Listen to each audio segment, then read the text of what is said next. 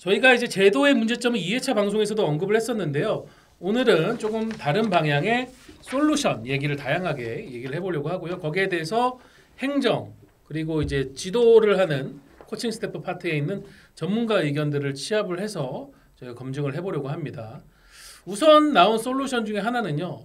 B팀을 활용하자 이 내용인데요. 작년부터 K리그 산하 2군 격이죠. B팀이 기존의 K리그 카테고리 내에 있던 리저브 리그, 소위 말하는 R리그가 아니라 K4 리그로 나가는 것이 가능해지면서 점차 K리그 내에서 B팀을 운영하는 케이스가 늘어나고 있습니다.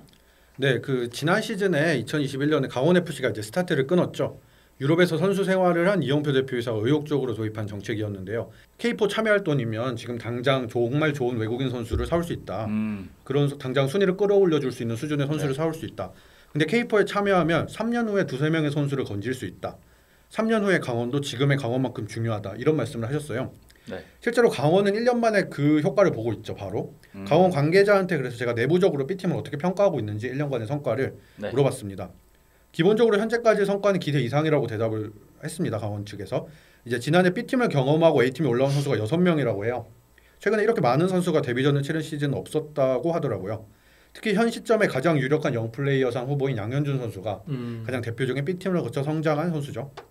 이제 강원 구단에서는 이 B팀 육성 체계가 자리를 잡아서 이제 B팀에서 능력을 보인 젊은 선수들이 1군에 올라오는 이런 선순환 구조가 만들어지면 U22 규정이 추구하는 이제 취지가 충족되는 것이니까 이제 자연스럽게 대체할 수 있지 않을까라고 보고 있더라고요. 근데 이제 좀 한 가지 덧붙이기도 했는데요. 아직 확신을 좀 가지긴 이른 시점이다. 이런 말씀을 하셨어요. 이제 1년 된 거잖아요. 그렇죠. 그래서 장기적으로는 뭐 다른 결과가 나올 수도 있고 예상치 못했던 악영향이 악효과가 있을 수도 있고. 그리고 지금 시점에서는 어린 선수들이 그렇게 데뷔를 했다고 하더라도 이게 모두 B팀의 공이냐라고 돌리기에는 아직 그 시점이 얼마 되지 않았다는 생각인 거죠. 그러면은 이제 B팀을 총괄 지휘하는 감독 입장. 팀 있는 팀이죠. 먼저 들어야 되죠. 그러니까 지금 전북이 올해부터 B팀을 운영을 하고 있고 또 그 B팀 감독으로 1군 전술 코치로 박지성 감독님 데려오셨죠. 뭐 데려왔을 때 뭐 상당히 파격적인 놀랐죠. 결정이었죠. 그렇죠. 어쨌든 저는 박지성 감독님과 통화를 했는데 박지성 감독님은 B팀을 전북이 B팀을 운영하는 철학 3가지를 먼저 좀 설명을 해주셨어요. U22와 연계가 돼 있습니다. U22에 대한 많은 어린 선수들을 확보를 하고 두 번째 어린 선수들이 키워서 좋은 구단으로 보내고 세 번째는 내부적으로 좋은 선수들을 발굴하는 것. 이것이 좀 B팀 운영의 3가지 철학으로 요런 철학을 가지고 운영을 하고 있고요. 일단은 B팀의 장점 같은 경우 어린 선수들은 결국 많이 뛰어야 되는데 그래서 B팀이 만들어졌다.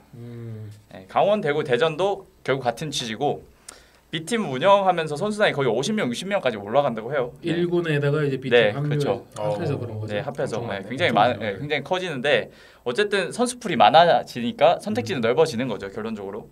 그래서 어린 선수들이 취업을 할 수 있는 것도 그 선수들에게 훨씬 낫다. 이런 설명을 해주셨습니다.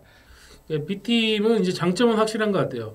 꾸준한 경기력 유지, 1군을 위한 이제 선수 육성이라는 목적이 있기 때문에 뭐 고등학교 졸업한 10대 후반부터 20대 초중반 선수까지 좀 그 기회가 집중이 되고 있고 유스와 연계도 상당히 유용한 부분인데 반면에 또 비용 문제로 많은 구단들이 선뜻 나서지 못하는 부분도 있을 텐데 지금 B팀 운영 비용이 어느 정도 드는 걸로 알려져 있나요? 제가 취재한 바로는 적게는 10억, 많게는 20억 가까이 듭니다. 그래서 거의 20억 가량이면 K리그 2의 좀 저예산 구단의 예산과 거의 맞먹는 그렇죠. 선수단 인건비 수준이네요. 그렇죠. 거의 1년 예산과 맞먹는 수준이라서 사실 프로팀이 추가적으로 B팀들을 마구 만들어내기에는 어려운 부분이 있다는 거죠. 왜냐하면 20억이면 사실 정말 좋은 선수 한 명 데려올 수 있는 금액이잖아요. 그래서 오히려 차라리 B팀이 아닌 A팀에 투자하는 게 구단 입장에서는 더 이득이 될 수 있다. 그런 판단이 그런 현장의 목소리가 있기 때문에 B팀도 이런 운영비 문제를 해결하지 못하면 활성화가 되기는 아직까지는 어렵다. 그럴 것 같습니다. B팀에 대한 이야기를 저희가 이렇게 한번 들어봤고 또 다른 제시된 솔루션 중 하나는 이 제도를 K리그 2 그리고 K리그 안에서 가장 성격이 특별한 국군체육부대 그러니까 김천 상무에 좀 집중을 하자라는 아이디어들이 좀 많은데요. 이게 상호 이해 충돌이 발생할 수도 있지만은 K리그 1 감독들은 주로 이 아이디어를 좀 지지를 하는 것 같더라고요. 홍명보 감독 역시 재정적으로 좀 취약한 K리그2 구단들이 선수를 육상에서 이적료를 받는 방식이 큰 도움이 되지 않겠느냐 이런 얘기도 했는데 K리그2 구단의 입장은 어떻던가요? K리그2 구단들은 일단 U22 제도 자체를 굉장히 좀 부담스러워하죠. 어쨌든 이 팀들은 U22 확보 자체가 어려운 팀들입니다. 저는 충남 아산 쪽을 좀 취재를 했는데 충남 아산 같은 경우는 U22가 4명이 있는데 이제 구단 유스가 1명이고 나머지는 데려온 선수들입니다. 근데 GK 포함하면 나머지 2명 선수 중 1명이 꼭 나와야 되는데 그 정도의 기량은 아니란 거죠. 사실 그래서 어쩔 수 없이 기용을 해야 되는 부분이 있고 그러다 보면 최고의 경기력 안 그래도 선수층이 부족한데 경기력도 뭔가 완벽하게 낼 수 없는 그런 약간 불안전한 선수 선발 라인업을 내세워야 된다는 거죠. 그런 거에서 좀 굉장히 고충을 가지고 있고 또 상무도 최근에 U22를 굉장히 많이 선발해가는 움직임이잖아요. 이번에도 한 5명 정도가 U22가 선발이 됐죠. 발표가 됐었는데 그러니까 해당 선수들을 뭐 임대해 온다 이런 것도 조금 사실은 어려워지겠네요. 그렇죠. 어쨌든 줄어드는 거잖아요. 데려갈 수 있는 선수들 네. 자체가 유스 기반이 없는 팀들은 다른 팀에서 구해와야 되는데 일반적으로 U22의 즉시 주전감은 2-3명 정도로 분류가 되죠. K리그 1에서. 근데 이제 이들은 절대 내주지 않잖아요. 이 구단들도 부상이 발생할 수도 있는 부분이고 대비를 해야 되니까. 그리고 K리그 2의 이거를 이제 가중시키는 방향은 그렇다면 과연 K리그 2는 육성만 하느냐? 승격이라는 당면 과제도 존재를 하는데 위로 올라가는 걸 바라는 팀들한테 뭐 예를 들면은 22세 이하 제도는 K리그 2만 감당해. 혹은 22세 이하 제도를 확대해서 K리그 2는 뭐 3명을 써야 돼. 이렇게 하는 거는 맞지 않다. 이건 또 K리그 1을 배려해주기 위해서 K리그 2가 온전히 그 희생을 하는 거예요. 희생을 해야 되는 것이냐? 그럼 그건 맞냐라는 또 얘기를 하더라고요. 또 하나가 이제 아까 얘기했던 상무를 저 연령대에 특화된 팀으로 한번 만들 수도 있지 않냐 그런 의견에 대해서는 우리 패태환 감독님을 허인혜 기자가 인터뷰를 하고 왔다고 들었습니다. 네, 그 패태환 감독님 통화했는데 김태환 감독님, 김태환 감독님 했는데 자연스러웠어. 일단은 뭐 상무를 U22 뭐 좀 전용 구단으로 만들자라는 의견을 시행을 해야 된다 하면은 정해지면 그렇게 하겠다. 역시 군인 정신이네. 네, 그렇죠. 까라면 깐다. 까라면 깐다. 약간 우리는 뭐 한국 축구를 도와주려는 집단이다라는 그런 대의적인 군무원다운 그 딱 답변을 해주셨는데, 근데 물론 좀 보완해야 될 점이 있다고 이렇게 말씀을 하셨어요. 그 연령별 대표팀 차출 기간에는 그 U22 전용이 되면은 그 U22에 잘하는 선수들이 다 거기 가 있을 텐데 차출을 하면은 굉장히 많은 선수들이 빠져나가잖아요. 김천 상무는 일단 멈춰버리는 거죠. 그렇죠. 할 수 없죠. 그래서 그런 부분에 대해서는 조금 다른 방법을 취해야 되지 않나. 그래서 이제 세 번째 솔루션으로 나오는 게 임대 제도 활성화 촉진입니다.